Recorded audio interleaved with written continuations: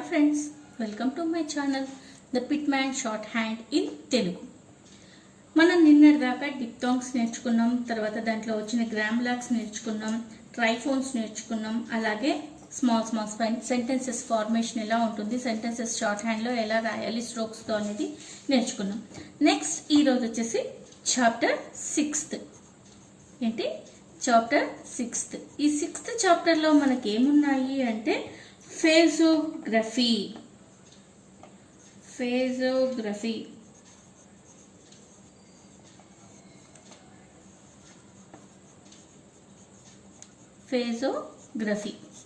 అసలు ఫేజోగ్రఫీ అంటే ఏందో చూద్దాం. ఫేజోగ్రఫీ అంటే ఏంటి, ఫ్రేజింగ్ అంటే ఏంటి అనేది మనం ఒకటి చూద్దాం, ఎగ్జాంపుల్ చూద్దాం. Phasography is the writing of two or more words together without lifting the pen, the resulting outline being called a phasogram.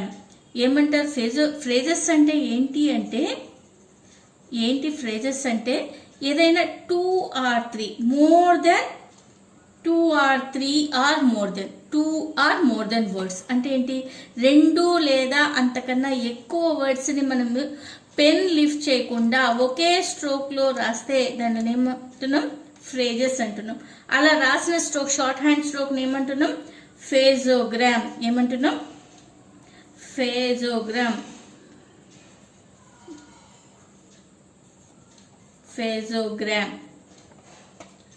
Short hand స్ట్రోక్ని ఏమంటున్నాం, ఫేజోగ్రామ్ అంటున్నాం. అలా లిఫ్ట్ చేసే దాంట్లో ఏమంటున్నాం, ఫ్రేజెస్ అంటున్నాం.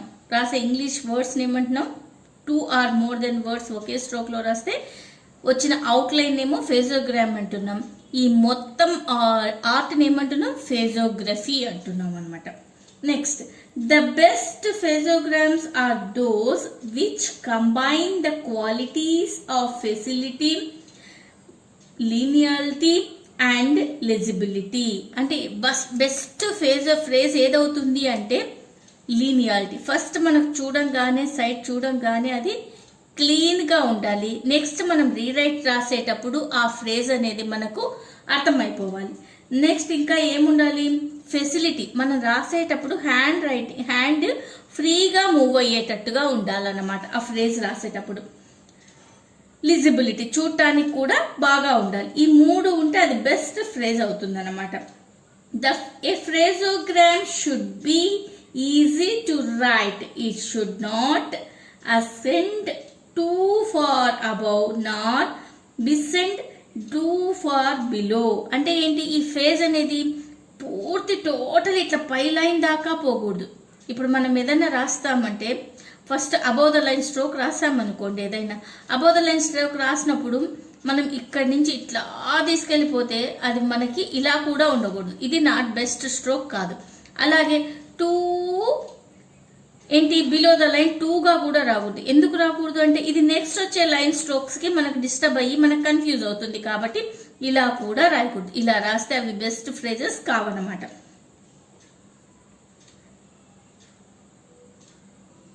And it must be legible when written. అలాగే మనకి ఎలా ఉండాలి, చూడంగానే స్ట్రోక్ అర్థమైపోవాలి. రాసేటప్పుడే మనకు అర్థమైపోవాలి ఆ స్ట్రోక్ అనేది ఏంటి అని.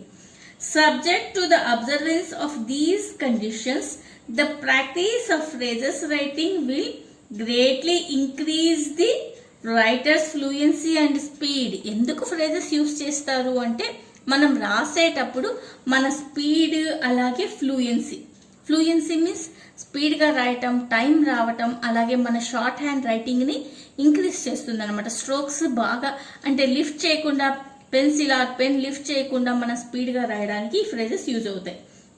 The first word form of a phraseogram must occupy the position in which it would be written if it stood alone. అంటే ఏంటి, ఈ ఫ్రేజెస్ యొక్క ఫస్ట్ స్ట్రోక్ ఏదైతే ఉంటుందో అది ఆ ఫ్రేజ్ యొక్క ప్లేస్ని డిసైడ్ చేస్తుంది. అంటే ఏంటి, అది ఫస్ట్ ప్లేసా, సెకండ్ ప్లేసా, థర్డ్ ప్లేసా అనేది. అంటే ఆన్ ద లైనా, అబౌవ్ ద లైనా, ఆన్ ద లైనా, లేకపోతే త్రూ ద లైనా అనేది ఫస్ట్ వచ్చే యొక్క స్ట్రోక్ డిసైడ్ చేస్తుంది. ఇన్ కేస్ అది సింగిల్గా ఉన్నా కూడా అదేమవుతుంది, ఆ ఫస్ట్ వచ్చే స్ట్రోక్ మాత్రమే దాని position or placing of the stroke ని మనకు డిసైడ్ చేసి చెప్తుంది అన్నమాట. ఎగ్జాంపుల్ చూద్దాం. ఇప్పుడు హౌ కెన్ దే ఉంది. హౌ కెన్ దే, ఇందులో హౌ మన గ్రామ్ లాగే, కెన్ గ్రామ్ లాగే, దే గ్రామ్ లాగే. చూడండి, యాక్చువల్గా కెన్ అంటే మనం అబౌవ్ ద లైన్ రాస్తాం, హౌ అంటే ఆన్ ద లైన్ రాస్తాం, దే అంటే మళ్ళీ అగైన్ ఆన్ ద లైన్ రాస్తాం. కానీ ఇక్కడ ఫస్ట్ వర్డ్ ఏముంది, హౌ ఉంది. ఈ హౌ అనేది మాత్రమే మనకు ఈ యొక్క ఫ్రేజ్ యొక్క ప్లేస్ ని మనకి డిసైడ్ చేస్తుంది. చూడండి, హౌ కెన్ దే అంటే ఏంటి, ఈ ఫ్రేజ్ యొక్క వర్డ్ ని ఏం డిసైడ్ చేసింది ఇక్కడ, హౌ అనేది ఏంటి, ఇక్కడ on the line second place లో ఉంది కాబట్టి, సెకండ్ పొజిషన్ లో ఉంది కాబట్టి స్ట్రోక్ మొత్తం సెకండ్ పొజిషన్ లోనే వస్తుంది అనమాట. ఇది ఫ్రేజెస్. నెక్స్ట్ ఇంకా మనం చూద్దాము. It should alone would be written on the line. Similarly I have, ఇప్పుడు హ్యావ్ ఉంది, హ్యావ్ అంటే యాక్చువల్గా ఇది గ్రామ్ ల్యాగ్. ఇప్పుడు ఐ యాడ్ చేస్తున్నాం. ఇలా ఐ హ్యావ్ అన్నప్పుడు ఇదేం చేస్తున్నాం, మనము ఆన్ ద లైనే రాస్తున్నాం. ఎందుకని అంటే మనకు స్ట్రోక్ ఇదనం, స్ట్రోక్ యొక్క ఫెసిలిటీ ఆఫ్ జాయినింగ్ కోసం మనం ఇలా రాస్తాం. I have commence above the line because I standing alone would be written above the line. ఒకవేళ ఐ అనేది మాత్రమే మనం రాస్తే అప్పుడు మనం అబౌవ్ ద లైన్ రాస్తాం. హ్యావ్ రాయాల్సి వస్తే మనం ఏం చేస్తాం, ఆన్ ద లైన్కి వచ్చేస్తుంది stroke. A first position word form may be slightly raised or lowered, however to pencil off A following stroke being written above. అంటే ఏంటి, ఫస్ట్ పొజిషన్ లో రాసేటువంటి స్లైట్లీ రైజ్డ్ ఆర్ లోయర్డ్ అంటే ఏంటి, మనం ఏదైనా ఇట్లా అప్వర్డ్ రాసినప్పుడు కానీ డౌన్వర్డ్ రాసినప్పుడు కానీ అదేమవుతుంది, ఫాలోయింగ్ స్ట్రోక్ ని అనుసరించి రాయాల్సి వస్తుంది అన్నమాట. చూద్దాం, ఎగ్జాంపుల్స్ చూద్దాం. ఐ థింక్ యూ ఇది ఉంది కదా, I above the line, think you అంటే ఏంటి, మొత్తం స్ట్రోక్ మొత్తం మనకు ఫ్రేజ్ మొత్తం ఎక్కడ వచ్చింది, అబౌవ్ ద లైన్ వచ్చింది అనమాట. Next using the logogram with. ఇప్పుడు విత్ యూజ్ చేసినప్పుడు విత్ అనేది ఇట్లా యూజ్ చేస్తాము అని మనం లాస్ట్ వీడియోస్ లో నేర్చుకున్నాము. విత్ మచ్ అని వచ్చింది అనుకోండి, విత్ మచ్. విత్ అనేది మనకు లోగోగ్రామ్ యూజ్ చేస్తున్నాం, మచ్ అనేది మనకు అబౌవ్ ద లైన్ వస్తుంది కాబట్టి ఇది మనకు ఆల్రెడీ గ్రామ్ లాక్ కాబట్టి మచ్ అనేది విత్ మచ్. నెక్స్ట్ విత్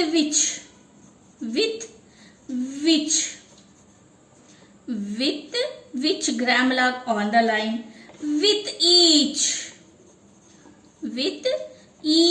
ఈ అనే థర్డ్ ప్లేస్ ఓవెల్ కాబట్టి విత్ రాస్తున్నాం, త్రూ ద లైన్ రాస్తున్నాం, విత్ ఈచ్. నెక్స్ట్ వచ్చేసి when joined to KML upward stroke the sign I may be shortened.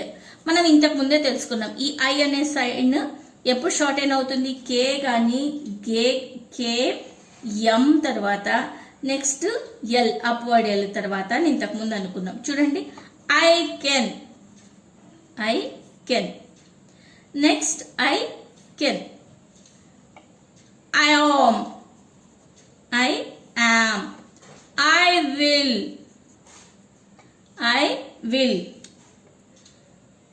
With rare exceptions, it is unnecessary to vocalize phrasograms. The word ing standing alone or at the beginning of a phrase is written హే. ఈ హే అనే word standing alone అయితే హే stroke రాస్తాము అని అనుకున్నాం. But in the middle of the phrase the word is represented by the logogram. హేకి logogram ఏంటి, ఇలా చిన్న టిక్ అని చెప్పి అనుకున్నాం మనం. ఈ లోగోగ్రామ్ స్టాండింగ్ అలోన్ అయితే హేనే రాస్తాం, కాకపోతే మనం మిడిల్లో ఉన్నప్పుడు మనం ఏం చేస్తున్నాము, దీన్ని మిడిల్లో ఉన్నప్పుడు మాత్రం ఇలా లోగోగ్రామ్తో మనం రెఫర్ చేస్తున్నాం. చూడండి, he may, he may, he through the line may. అదే మనకి ఇంకా ఏమొచ్చినాయి అనుకోండి, ఇఫ్ హీ మే ఉందనుకోండి, if he may, if he may, if he may. He should know, he should know, he should know. He అనేది అలోన్గా first వచ్చింది కాబట్టి he should know. If he should know, if he should know, if he should know. చూడండి, ఇక్కడ he అనేది మిడిల్లో వచ్చింది కాబట్టి మనం లోగోగ్రామ్ యూజ్ చేస్తున్నాం. హీ అనేది ఫస్ట్లో వస్తే మాత్రం మనం స్ట్రోక్ హేని యూజ్ చేస్తూ ఉన్నాం అన్నమాట. నెక్స్ట్,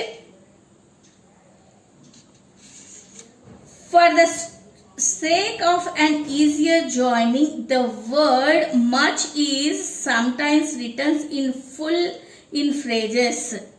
ఇంకా ఈజీగా జాయిన్ ఉండేటప్పటికి మనం మచ్ అనేది ఒక్కొక్కసారి ఫుల్గా రాస్తాం, ఎంహెచ్ మచ్ అవుతుంది కదా, అలా ఫుల్గా రాస్తాం ఒక్కోసారి మాత్రం మనం లోగోగ్రామ్ని యూజ్ చేస్తాం అనమాట. చూడండి, సో మచ్, సో మచ్.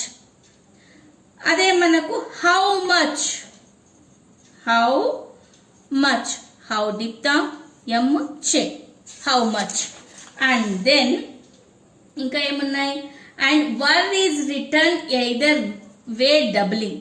వర్ అనేది ఏం చేస్తాం, ఒక్కోసారి వేని డబ్లింగ్ చేసి రాస్తే వర్ అవుతుంది, లేకపోతే ఒక్కోసారి ఏం చేస్తాం డౌన్వర్డ్ ఆర్తో వస్తుంది. చూడండి, దే వర్, ఎగ్జాంపుల్స్ చూద్దాం. They were,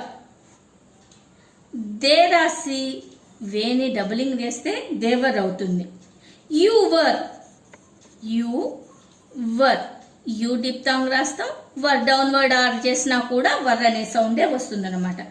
next, if they were, if they were, if they were వచ్చింది అనుకోండి, ఇఫ్ దే అంటే ఏం చేసినాం, ఇఫ్